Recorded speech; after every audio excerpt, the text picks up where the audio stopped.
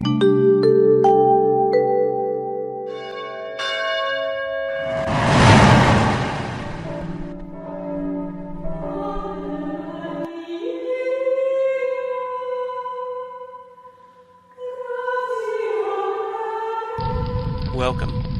I'm Sebastian Mahfood, and you're listening to WCAT Radio, the on-air wing of En Route Books and Media, bringing you the dulcet sounds of Catholic wisdom. Welcome to the Open Door. Jim Hanink and Matthew Bartko here with our friend John Breen and special guests Desmond Silveira and Aaron Hamlin and Drew Penrose. We're going to begin with a prayer, we always do, but today the prayer is chosen in light of our topic. Lord God, as elections approach, we seek to better understand the issues and concerns that confront our city and state and country, and how the gospel compels us to respond as faithful citizens. We ask for eyes that are free from blindness, so that we might see each other as brothers and sisters, one and equal in dignity, especially those who are victims of abuse and violence, deceit and poverty. We ask for ears that will hear the cries of children unborn and those abandoned, men and women oppressed because of race or creed, religion or gender. We ask for minds and hearts that are open to hearing the voice of leaders who will bring us closer to your kingdom. We pray for discernment so that we may choose leaders who hear your word, live your love, and keep in the ways of your truth as they follow in the steps of Jesus and his apostles, and guide us to your kingdom of justice and peace. We ask this in the name of your Son, Jesus Christ, and through the power of the Holy Spirit. Amen. Amen. Amen. We're going to have some special guests, and I'm going to ask Desmond to introduce our special guests. Desmond himself is pretty doggone special, but he's also something of a regular. And then after we have our guests introduced, I'm going to ask Matthew to be our guide. Desmond, the guests? Yes. So today on our show, we have Drew Penrose from FairVote, and we have Aaron Hamlin from the Center for Election Science. Did I pronounce your names correctly, Drew and Aaron? You got mine right. Yes, thank you very much. Yep, spot on. And so for those that may not be familiar with these organizations, they advocate for alternative voting systems, which are the intention of the alternative voting systems is to improve our democracy. FairVote advocates for ranked choice voting, and the Center of Election Science advocates for approval voting.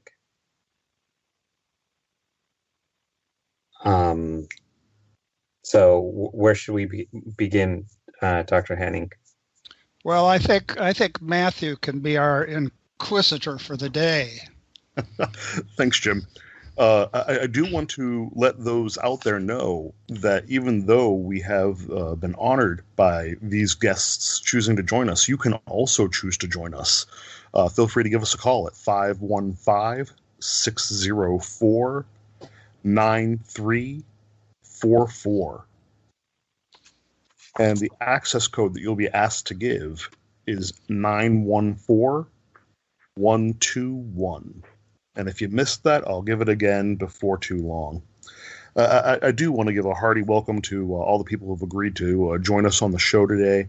The topic that we put out to our fans who follow us was that we'd be discussing the problems with our existing plurality voting system and examine two alternatives: approval voting and ranked choice. So I'd like to start off, and I largely blame this episode and finding these fine guests for us on Desmond. So I'll start with him.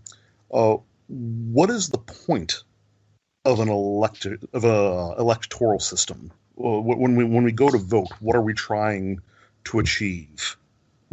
Essentially, what is the goal of democracy? The goal of democracy is to represent the will of the people, of the voting constituents. So one of the problems with it, from my perspective, one of the problems with the plurality voting, our current voting system, is that it disenfranchises half of the electorate, and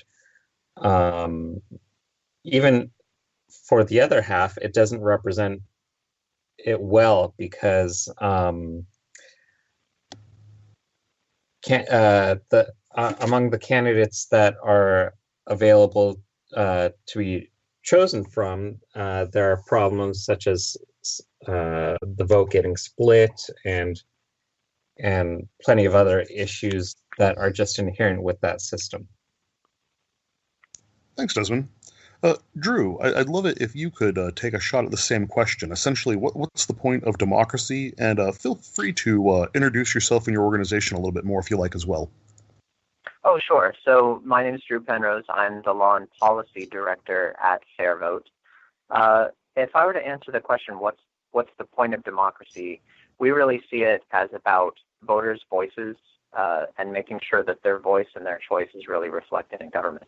And that's really, really important. I mean, if you just look at our name, FairVote, the principle of fairness is really, really important when it comes to politics, because politics is all about who gets to exercise power. It's about different groups of people that have conflicting interests and are competing for power. And what we want to make sure is that every voice, or as many voices as possible, are at the table when it's decided how that power is going to be exercised. So FairVote actually started back in 1992, coming out of a campaign for an American form of proportional representation. It's often called the single transferable vote, but it uses that ranked ballot. And it was an effort to bring it back to the city of Cincinnati that actually elected its city council using that proportional method for years before repealing it earlier in the 20th century. And proportional representation really reflects that, I think, stronger than anything else. And FairVote still is dedicated to the goal of that level of fair representation. That level of fair representation in government, which is to say, everyone should have a seat at the table. Not just the majority of a particular district or the plurality of a particular district, but everyone. Those in the majority and those in the minority should talk to each other and come to a solution that really works for everyone. Now, when we were advocating for that, I mentioned the system that has a history of use in the United States and has been very successful here is a form of ranked choice voting. So it's a ballot that allows you to choose your first choice, your second choice, your third choice, and so on. And the reason it does that is because it starts by looking at your first choices, and if it identifies that there'd be a wasted vote, essentially. So that is to say, if there's a split in the electorate and a bunch of people cast their votes for a candidate who just has no chance of winning, then we would proceed to another round of counting. And actually, if your vote was one of those that would have gone to a candidate who had no chance of winning, it can instantly count for its second choice instead. And so that's sort of how we came to ranked choice voting as a particularly powerful way of ensuring that when you go to vote, you're not just putting a piece of paper into a box, that you'll have real choices, meaningful choices, and that how you choose to express your preference among those choices will really matter. It will really make it so that those in power will have to listen to your voice. So that's sort of where we come from when it comes to the question of democracy and why we see this particular reform as particularly powerful in advancing those principles. Thank you, Drew. I really appreciate that. And Aaron, same to you. Kind of, what is the point of democracy? And feel free to introduce yourself and your organization a little bit more. Sure. So, the executive director for the organization, the Center for Election Science studies and advances better voting methods. So earlier, the way that I heard the context of the question was looking at what's the point of election methods and how that benefits democracy. And so, because our organization focuses on voting methods in order to better democracy, I'll try to hone in on that voting methods part. So a voting method itself is what information you put on the ballot, such as choosing one, ranking candidates, scoring them on a scale, choosing as many as you want, and then how that information is calculated. So the way that we currently do that is really bad. We're forced to choose just one candidate, and the candidate with the most votes wins, and that causes all kinds of problems. You get bad winners, vote splitting, artificially low amount of support for third-party and independent candidates. And so when we look at what makes sense in terms of what goals that we have for a good voting method should be able to, one, be able to reliably select good winner or winners within an election. And it should also provide an accurate measure of support for losing candidates. And that's important too, because when you do that, you are able to have a good temperature gauge for their policies and how they're being received within the electorate. And the main reason that we push approval voting, it has a number of great properties to it. So with approval voting, you're simply selecting, not ranking, but selecting as many candidates as you want, and the candidate with the most votes wins. We see this tends to select consensus winners, and on top of that, because of its simplicity and the mechanics of how it works, which is just simply additive, it gives an accurate reflection of support for third-party and independent candidates too, which helps with the dialogue within an election, so that we make sure that when people have good ideas that they bring to the table, that the voting method that's being used accurately reflects those ideas so that the public can hear them, and that those ideas are not unfairly marginalized. Thank you. I really appreciate that. I have read that there are several different things. Essentially, when we're casting votes, we're trying to measure something. And I think the different types of votes measure different things with different levels of accuracy. For example, one could be trying to measure how much do people want to be governed by a particular individual or party. We could be measuring how much we would regret being measured by a particular party or individual. There's measuring consensus versus measuring individual preference, et cetera, et cetera. Desmond, I know that the American Solidarity Party platform advocates alternate voting methods.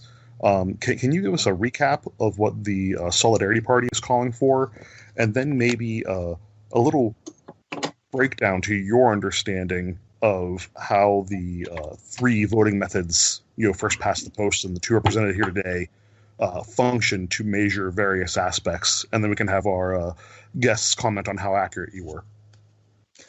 Well, I believe that the American Solidarity Party just advocates for seeking a better system than what we have, which is a pretty low bar. We don't take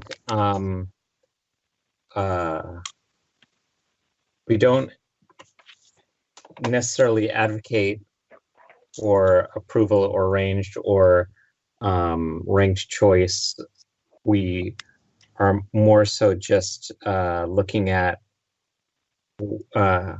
I think what would make the most sense is if each jurisdiction were left to choose their own based on what constituents in that jurisdiction wanted. But we do advocate a change away from plurality voting for sure. Excellent. And what do you see as the pros or cons as far as measurements, be they for plurality or approval or ranked choice? I'm not sure I understand your question. What do you mean by that? So a given form of voting might be ideal for ensuring that the candidate who wins is the one that has the greatest consensus. Another one might be strongest for ensuring the candidate has the least amount of regret or disenfranchisement. I see what you're scattered saying. abroad. So if So, you could take the three, and then we'll have our guests comment further, that would be great. so I've done a lot of research on approval. I mean, on voting methods, and I do see some differences. It's based on what I read, and I'm not a mathematician, but it seems like those who advocate for approval voting or range voting usually talk about Bayesian regret, which is the measurement of how much people hate the results and minimizing Bayesian regret. Whereas it seems that the ranked choice people seem to favor a system that will ensure the majority supported candidate is chosen versus a consensus candidate. I'm not sure if I represented those views correctly, but that's my understanding based on my reading. And just to make sure the minority, at least on this program, is represented, what do you hear from the people that actually want to keep first past the post? I don't really hear anyone who wants to keep that. Well, no, there are certainly people that do, but those are usually people that are in power, the legislators that stand to lose or think they stand to lose because of a change in voting system. Most voters that I know understand that our system is bad because of vote splitting and various other issues. So, Aaron, why don't you go ahead and let Desmond know how well he did at representing, your understanding of your views, and go ahead and add any other comments you'd like to make at this time. I think that's a reasonable look at the views. So analyzing a voting method, I think, is really tough. There's a lot of disagreement among leaders in this field about one consensus thing that you're going to get is that everybody hates plurality voting or first past the post, our current choose one voting method. It's the least expressive that you could possibly be. You can't offer any less information than choosing just one candidate. And we see just off the rails disaster in terms of how it performs on average. It just crumbles once you have more than two candidates in a race. And not only that, it disincentivizes other people to run because of fear of a spoiler effect. And so when we're looking at alternatives to this, there are a number of different types of metrics that we can use to see how a voting method performs or whether a voting method is a good fit for a particular electorate. We can look at computer simulations, which is the regret factor that Desmond mentioned. So we can simulate tons and tons of elections under different voting methods, given different scenarios, and see on average how happy the voters within the model were under different voting methods. So we can do that. We can do polling and see how different election methods came out under different polling methods. We can look at certain criteria that can happen, such as certain anomalies that can occur within a particular voting method, how frequently we expect them to occur in different situations, and when they do happen, how bad are they? Are they just kind of a little bad? Did we get like maybe the second best candidate that was good for that electorate, or did we get a really bad candidate for that particular electorate? And then we also consider practical matters. So is this something that functions well for election administrators? Is the ballot design complex? Like how does this fit for voters who may be used to a simplistic method of plurality voting for doing their elections? So when we're evaluating a voting method, there's really a number of different measuring sticks that we can use when looking at these. Thank you. Drew, same question. How did Desmond do at representing the view that you favor, and any other thoughts or comments at this point?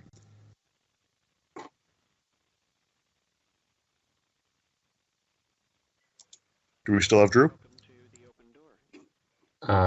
Looks like he may have disconnected.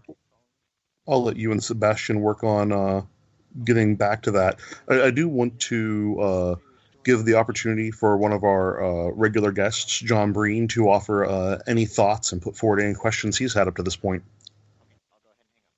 Sure.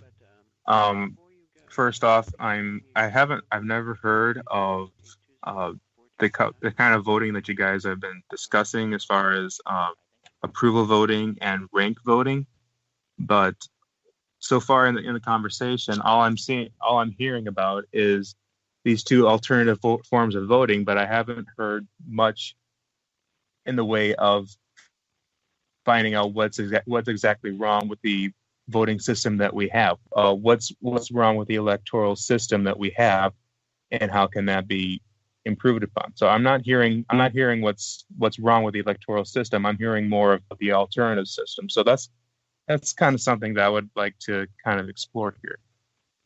Excellent. We'll definitely make sure we spend some time on that. And Jim, any observations or questions you want to make sure we hit? Yes. Thank you, Matthew. I'm very grateful for this discussion, which can go a lot longer and should go a lot longer.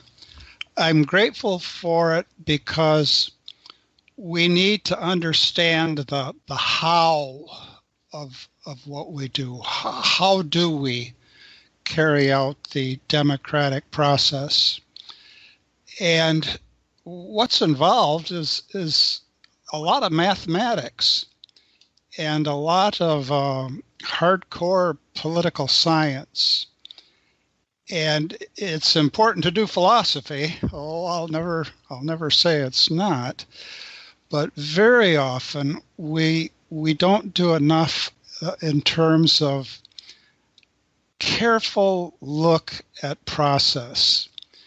And I'm really happy that we're discussing this, and Desmond has helped us with some of these issues in the past. That said, which is using two words for one, what would be the one? But Churchill famously said that democracy is the worst form of government except for all the rest. And I think there's an insight in what Churchill says. And the insight, I think, takes us over to, or it can at least prompt reflection on, something that's absolutely central to the American Solidarity Party, and that is the common good. We can talk about democracy as a method of bringing to bear the will of the people, but the will of the people might not turn out to be the common good. And that's more important, ultimately, than the will of the people. I think the will of the people is more likely to lead us to the common good than the will of the rich. I think it's more likely to lead us to the common good than the will of this particular demographic connected with a triumphant identity politics. But the will of the people isn't really sufficient for arriving at the common good. Also, we can talk about democracy in terms of determining power, of deciding on the distribution of power. But power itself is ethically neutral. Power to do what? Power to do what? Another way I think that's important to think about democracy that hasn't been mentioned is to think of it in terms of the transfer of authority. If authority resides ultimately in the people, well, then how do the people transfer their authority to what we might call a leadership group that can bring that authority to bear on a day-to-day basis? So to recap all of this, I am really grateful for a close look, and we've just scratched the surface of the surface, on a close look on process and a close look at technique. But all of this is directed towards some end. And what's the end? From the perspective of the American Solidarity Party, I think the end is the common good. And when we look at technique, we have to look at the limits of the democratic process, as well as the ways of best structuring it. That's a first set of reflections, Matthew. Thanks, Jim. I do want to remind our guests that they too, or our listeners, that they too can be our guests. And the phone number for that is 515-604-9344. And the access code is 914121. And we look forward to anyone who wants to call in and join this conversation. And it looks like we did overcome our technical difficulties. Do I see that we have Drew back? Yes, I'm back. I'm so sorry about that. I'm not really sure what happened. But the last I heard, Aaron was just answering that question about different ways of evaluating voting methods. And I'm sorry I haven't heard anything since then. Excellent. So I'll give you the same opportunity to respond to Desmond's description of your preferred view and any comments that you have furthering our understanding of that. And then if you wouldn't mind, we had a question while you were off the air from our guest, John Breen, who would like to know more about what's actually wrong with first past the post voting. If you could give us a really elementary breakdown of some of the flaws with that, maybe highlighting from the 2016 election, I think that might be helpful for some of our listeners as well. Yeah, absolutely. And again, I did not hear what Aaron said, so I apologize if I'm going to be repeating anything. But so my answer to the question about how to evaluate different voting methods and what you get from that, if you just Google it and ask, how do I compare this voting method to that voting method, often what you'll find are an enumerated list of criteria, and they tend to have very technical names. So you'll see things like independence from irrelevant alternatives and terms like that, which have very precise mathematical definitions.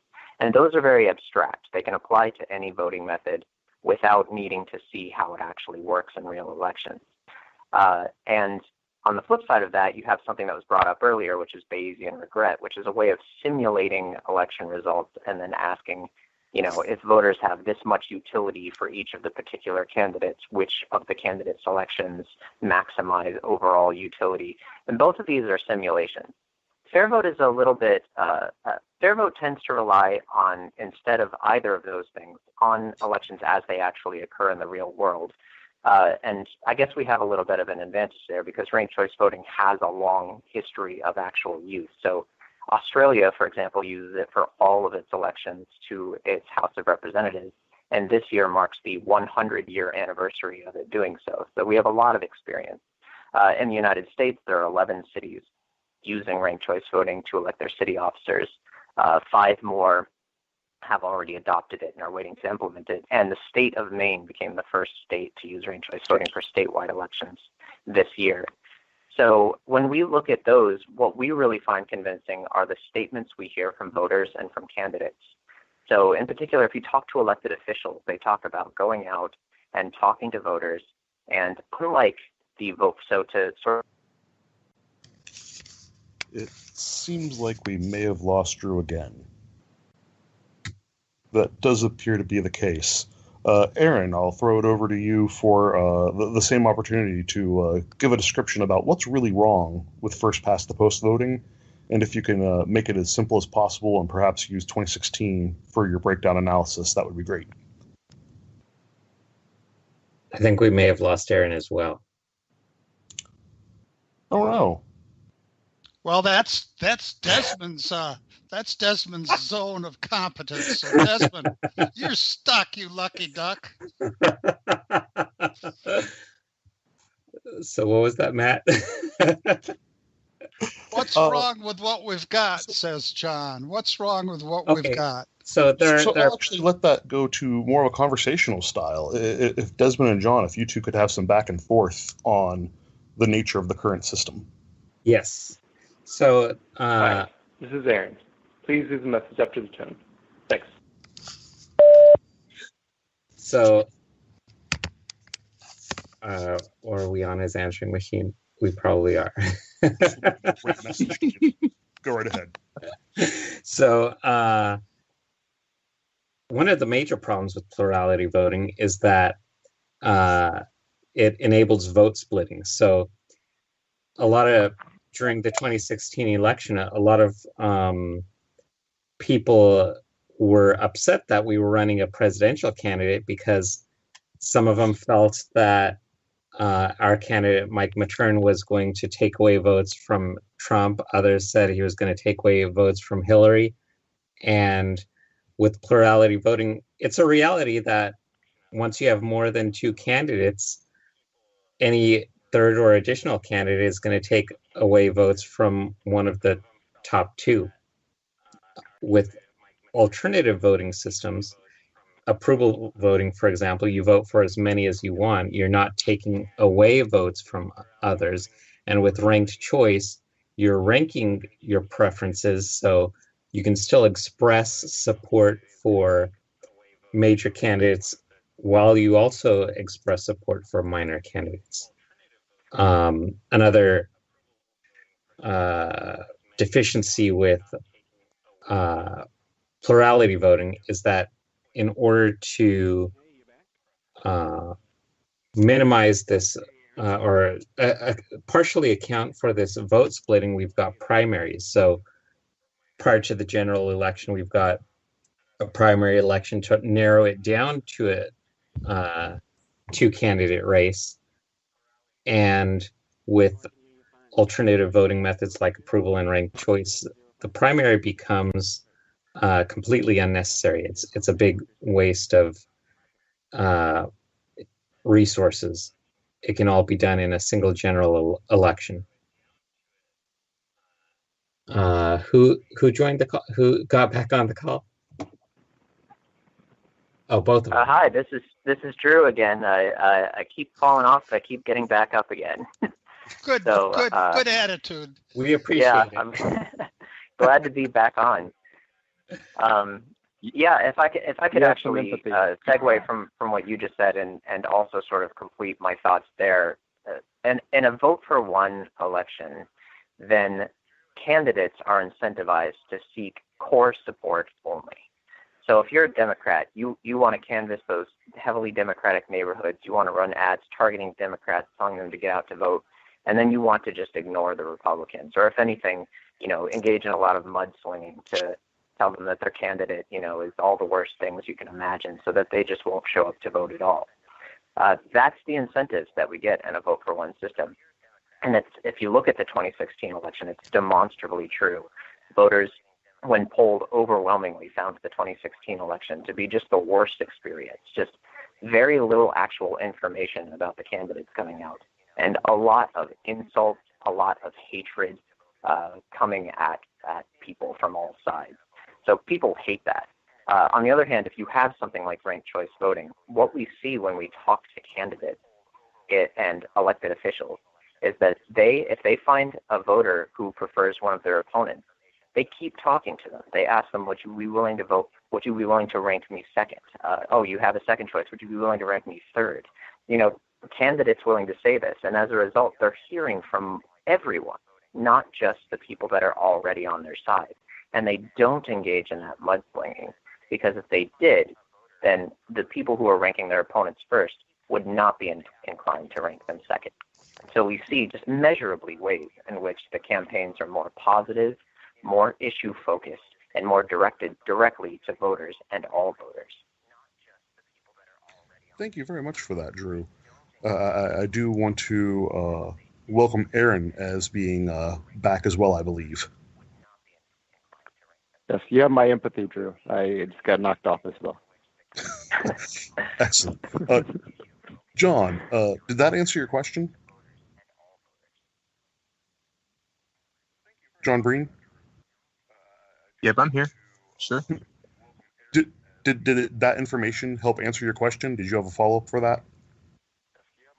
An answer to a certain degree, but I personally don't see how changing the voting system is going to have much of an impact over the way our candidates campaign.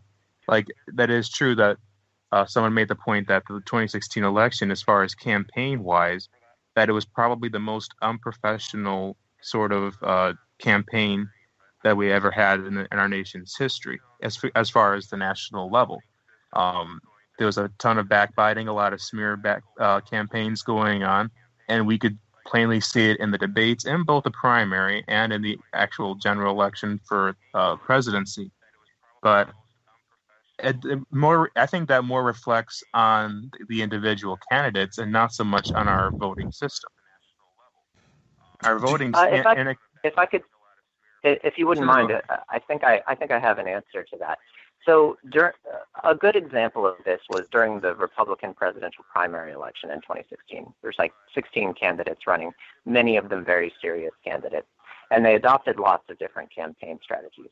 We actually partnered with some academics to conduct ranked polling of that contest to see who Republicans and independents that were leaning Republican, how they would rank those choices. Most of them would rank all 16, so they really had opinions on all 16. And when we look at the data, what we see is that Donald Trump in particular, with his style of campaigning, did do very well in first choices, but he also did very well in last choices. And sure enough, if you actually run, Donald Trump never exceeded that 50% threshold in our polling. And if you were to run it as a ranked choice voting contest, he would not have won. It would be a pretty close call between Ted Cruz and Marco Rubio. That's not to say that he would have lost under an actual ranked choice voting election. I mean, that would have changed all sorts of things, so it's very difficult to say. But what we can say is that strategy of being polarizing, of going after your opponents, calling them all sorts of names and drumming up your base, ranked choice voting won't stop you from running that strategy, but you won't win. And ranked choice voting will incentivize more of those candidates to come out with positive messages. And when somebody runs and tries to run that kind of polarizing campaign, they won't get rewarded for it the way that the current system does. Well, and I would say that's also not necessarily rewarded, but the potential's still there.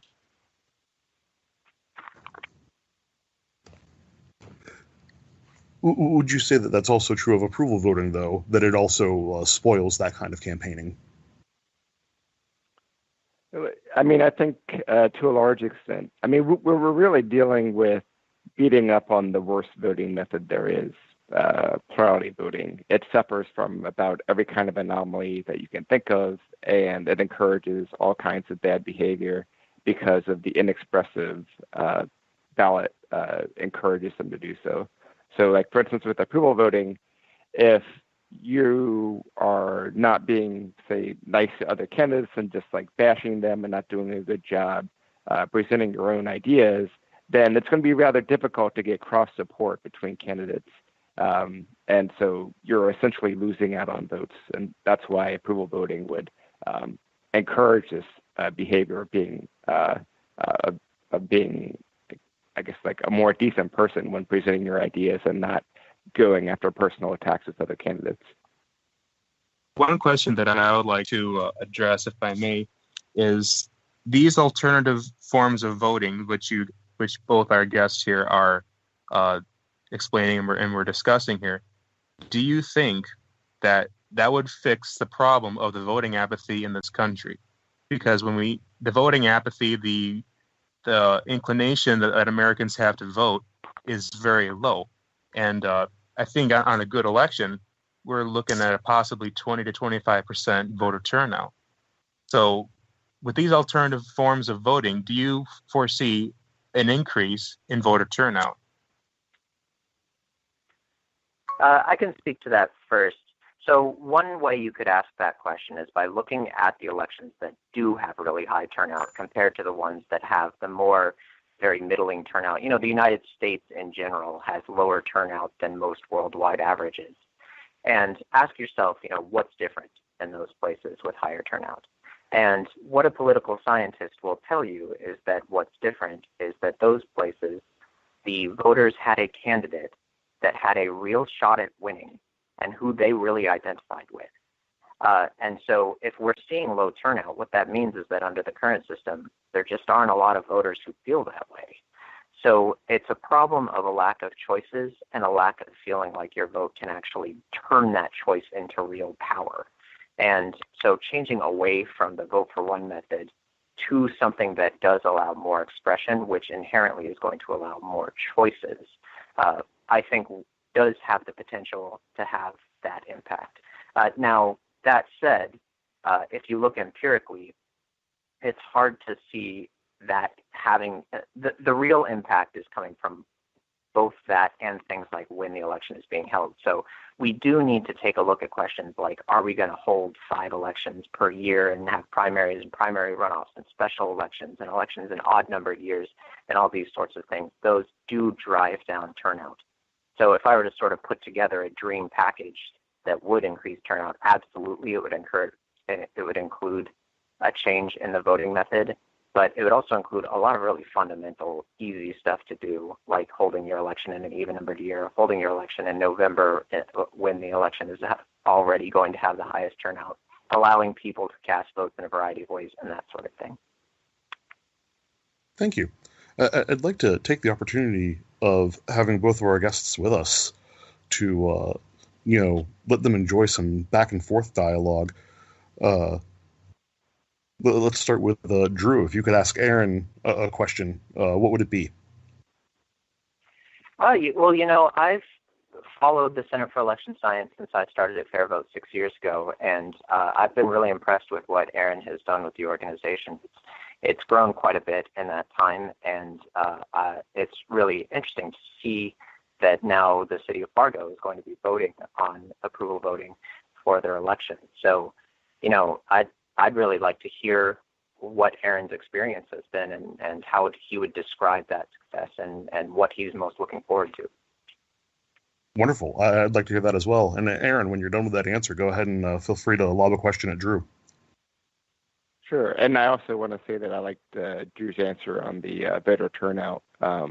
So he got at the idea of competitive elections, and if you're using a voting method that provides more incentive for other candidates to run, you increase the likelihood of an election being competitive and therefore driving higher turnout. So I liked his answer overall there.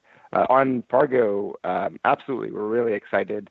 As an organization, we are just now having reasonable levels of funding for this year, and we really wasted no time.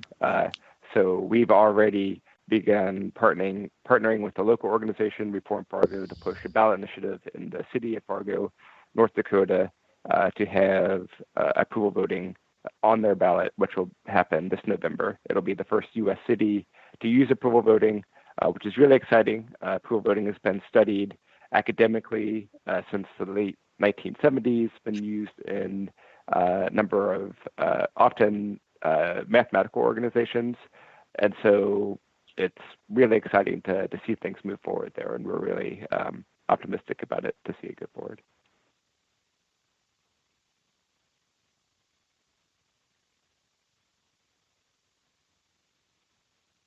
Excellent. And did you have a question you would like to ask Drew?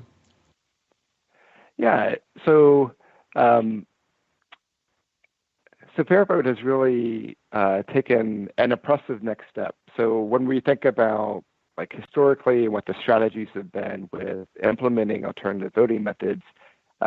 Typically, that's running ballot initiatives and then building up to like larger cities than the state level. And just recently with Maine, with overcoming some legal challenges, so even having some tougher hurdles and managing to overcome those to become the first time at the state level to use a voting method besides plurality voting or plurality voting with a simple runoff is really exciting. And so when we think about our kind of playing field for implementing these different voting methods, there are some challenges, legal challenges that come with trying to do these things, so, such as allowing, such as a locality being able to choose its own voting method without the state's permission, and then also our main tool for this to get around the conflict of interest of people who are elected choosing their own voting method. We have to go through ballot initiatives, and so I'm curious what kind of direction FairVote strategy might be as and the attempt to go beyond those states with just the ballot initiative process, whether that's to go through more through the legislative route, which is very challenging, or if they would be interested in looking at a greater effort, such as increasing the number of states that use ballot initiatives and increasing the number of states that are home rule, which allows localities to be able to choose their own voting method. Yeah, that's a great question. This struggle of trying to change how representatives are elected by having the representatives themselves pass a law is very real. I mean, you're talking to the people that are winning a game about changing the rules to the game, and naturally they're going to be pretty skeptical.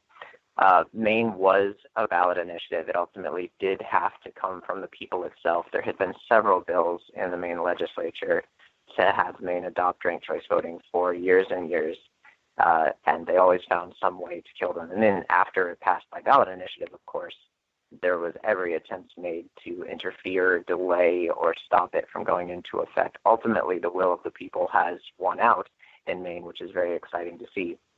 Where I find hope is when I look at the statements of one of the audiences that has traditionally been skeptical, which is election administrators.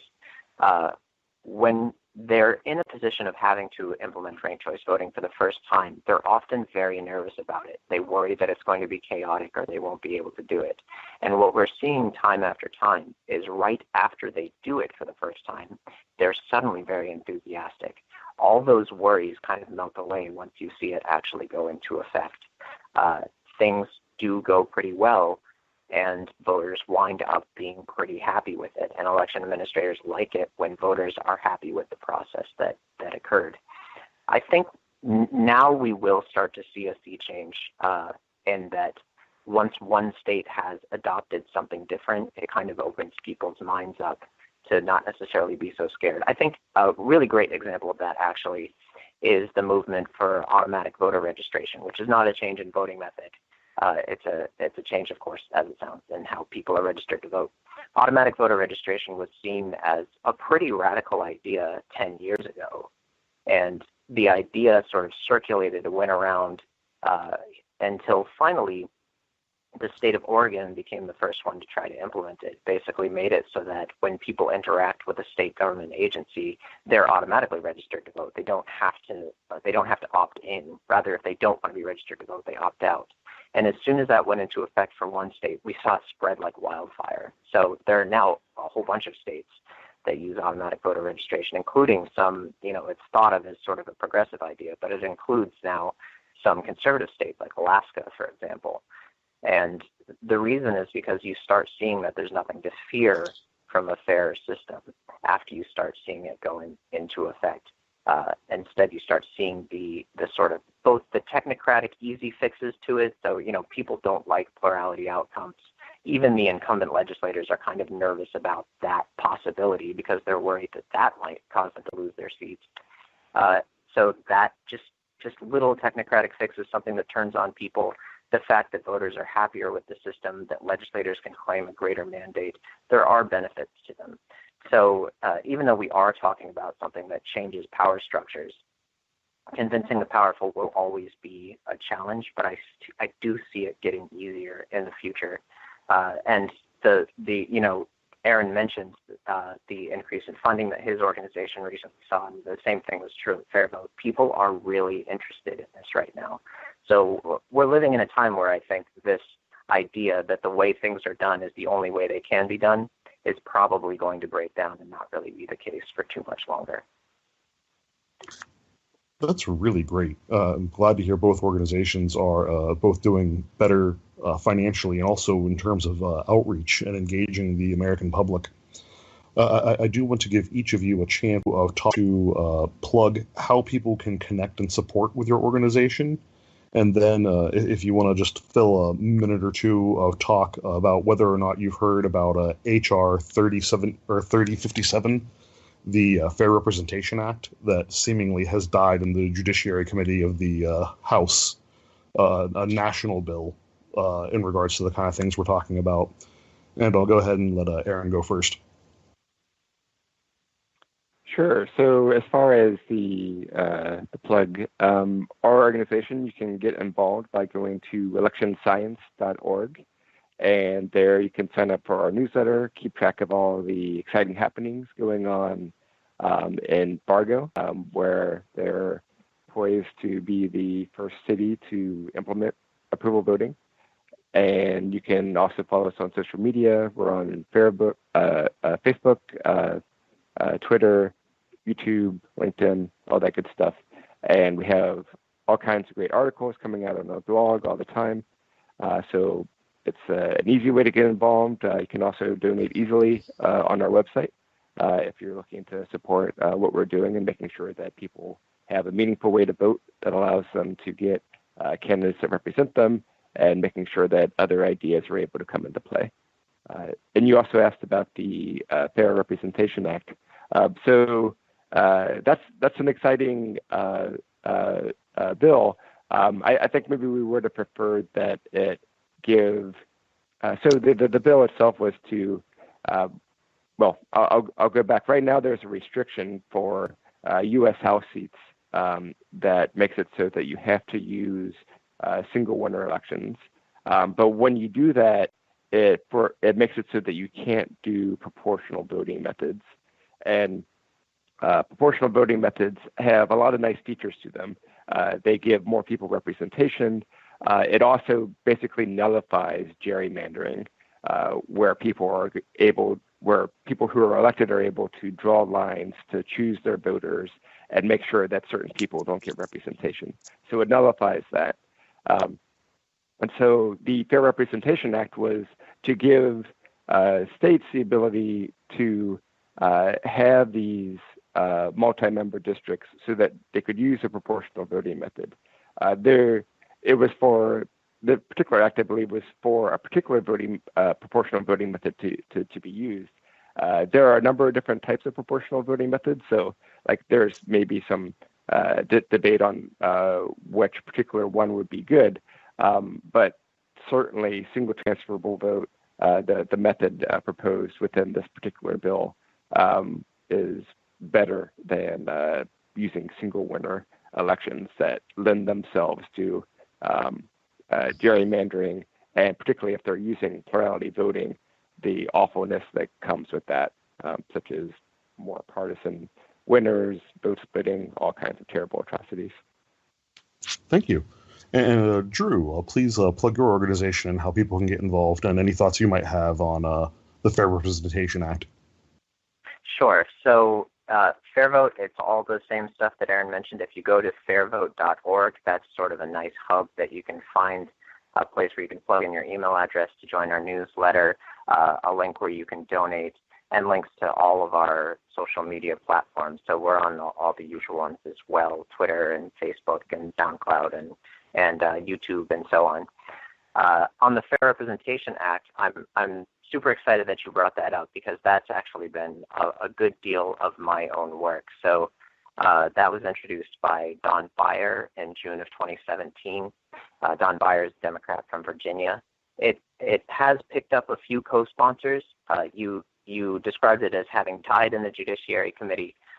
This really, it speaks to what stage of the bill we're in right now. So the idea of replacing the winner-take-all method for the House of Representatives with a proportional method is very new to people. So we wanted the bill to be out there to point to something concrete, but there was no real thought that it might pass in 2017 or 2018.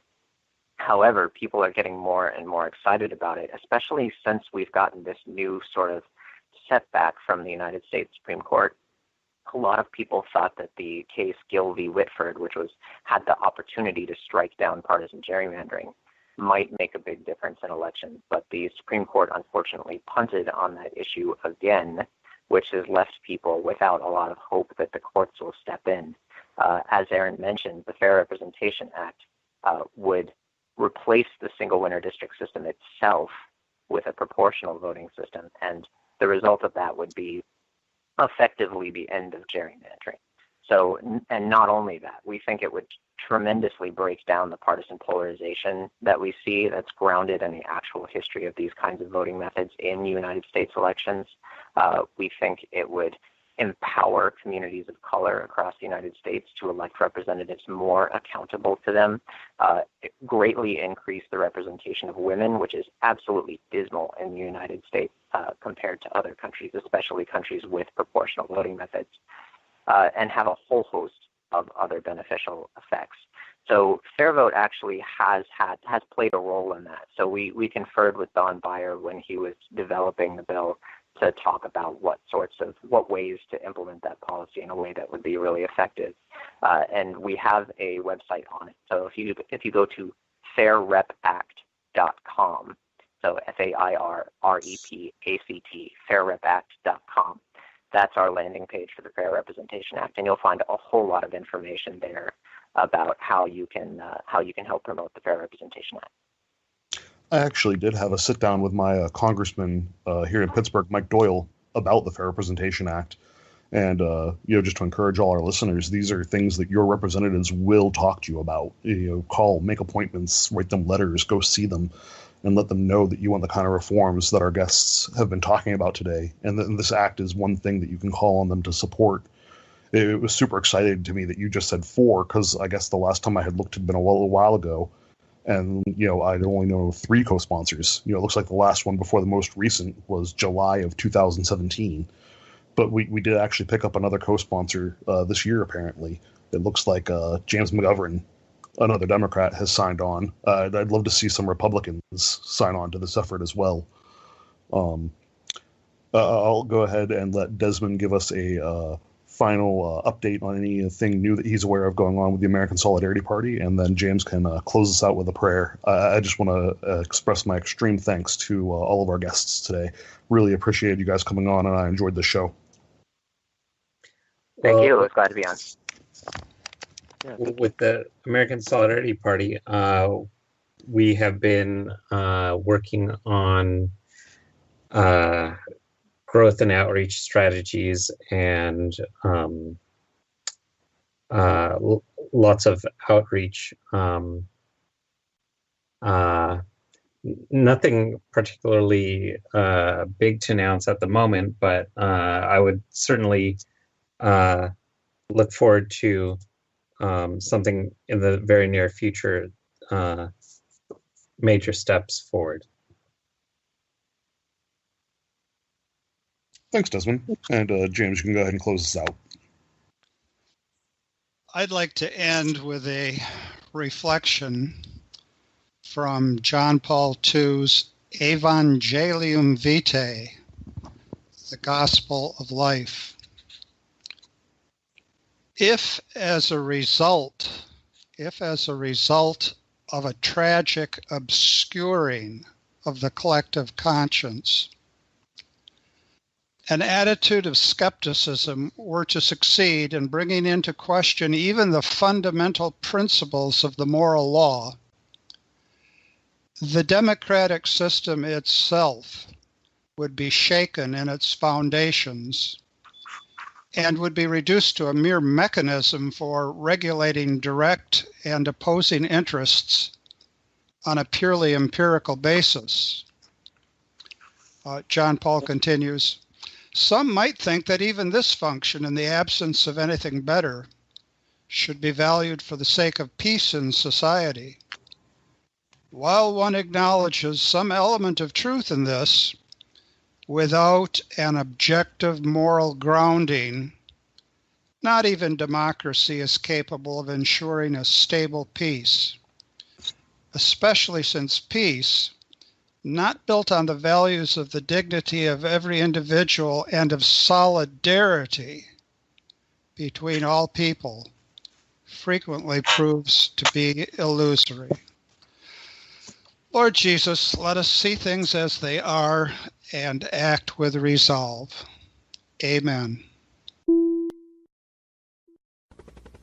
We hope you enjoyed the program and will join us back for another show on WCAT Radio. This is Sebastian Mahfood. Good day.